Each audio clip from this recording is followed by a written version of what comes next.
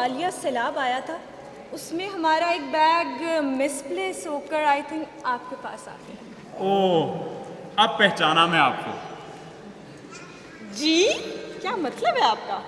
अरे कुछ नहीं मोहतरमा, देखिए अगर आप वो ब्रीफ केस लेने आई हैं तो आप उस ब्रीफ केस की कुछ निशानियां हमें बता दें ताकि हम वो ब्रीफ केस आपके हवाले कर दें। निशानियाँ? जी।